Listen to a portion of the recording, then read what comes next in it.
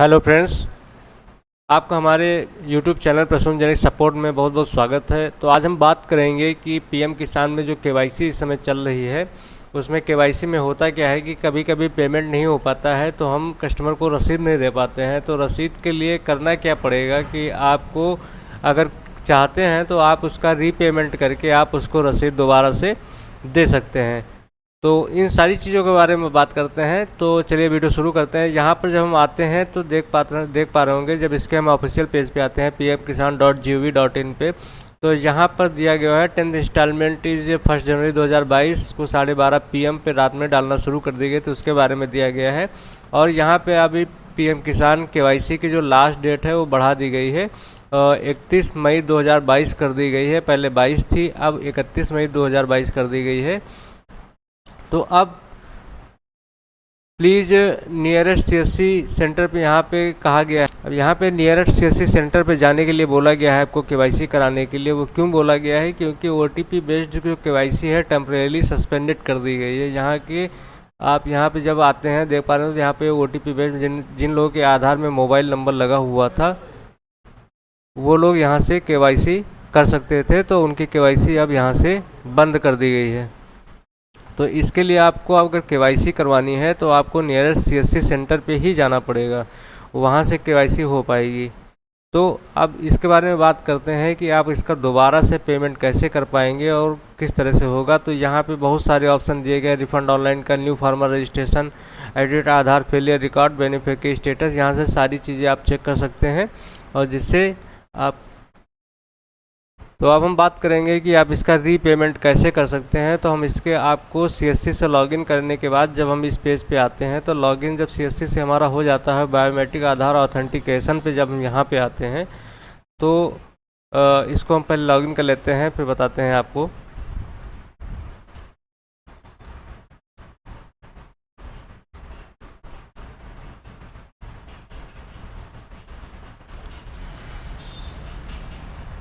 अब यहाँ लॉगिन होने के बाद बायोमेट्रिक आधार ऑथेंटिकेशन, अब यहाँ पे हमारे सामने कई ऑप्शन आते हैं। अगर आपका आधार नंबर गलत है तो यहाँ सही कर सकते हैं, फार्मर रजिस्ट्रेशन नया कर सकते हैं, एडिट फार्मर डिटेल कर सकते हैं और मेक पेमेंट कर सकते हैं। तो प्लीज़ ध्यान दीजिए यहाँ पे आपको नहीं आना है। तो बायोमेट्रिक आधार ऑथेंटिकेशन पे यहाँ पे कर सकते हैं, जिससे हमारी केवाईसी यहाँ पे हो रही है। और स्टेटस रजिस्ट्रेशन जितने भी हमने सेल्फ रजिस्टर्ड किए हैं या फिर सीएससी रजिस्ट्रेशन किए हैं उसका स्टेटस यहाँ से चेक कर सकते हैं। तो अब बात आती है बायोमेट्रिक आधार ऑथेंटिकेशन की। यहाँ से हम केवाईसी पे जब जाते हैं तो होता क्या है कि यहाँ पर हम अपना आधार नंबर डालते हैं या कैप्चर डालते हैं, उसके मोबाइल नंबर पे ओटीपी लेके जब बायोमेट्रिक केवाईसी करा देते हैं उसके बाद होता है कि लास्ट में पेमेंट एरर हो जाता है वहाँ पे जाके, तो वहाँ पे कस्टमर की रसीद नहीं निकल पाती है। तो होता क्या है कि हमें कस्टमर अगर रसीद मांग रहा है तो क्या करना पड़ेगा। तो उसके लिए हम आपको एक वर्ड पैड पे एक लिंक बना के रखे हुए हैं यहाँ पे। ये लिंक अगर आप यहाँ पे यूआरएल में डालते हैं, पहले ध्यान से देख लीजिए, ये लिंक मैं आपको डिस्क्रिप्शन बॉक्स में भी दे दूंगा जहाँ से आप डायरेक्ट जा सकते हैं।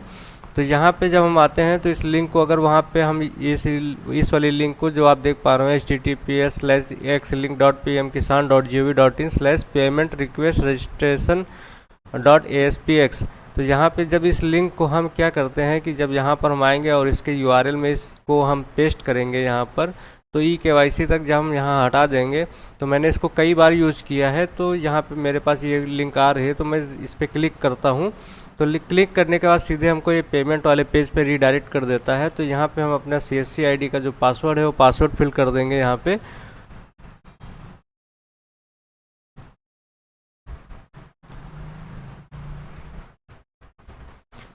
पासवर्ड फिल करने के बाद यहाँ पे हम जब वैलिडेट पे क्लिक करेंगे, वैलिडेट पे क्लिक, वैलिड पिन हम यहाँ पे डाल देंगे।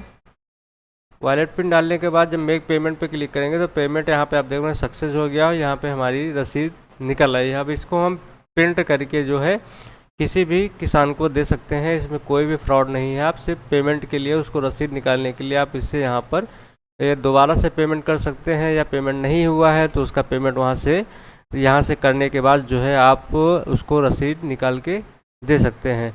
तो वीडियो कैसा लगा है कमेंट करके ज़रूर बताइएगा। हमारे चैनल पर नए हैं तो चैनल को सब्सक्राइब कर लीजिए, वीडियो को लाइक करिए, शेयर करिए ताकि सभी तक ये जानकारी पहुंच सके। तो वीडियो को अंत तक देखने के लिए धन्यवाद। आपका दिन शुभ हो।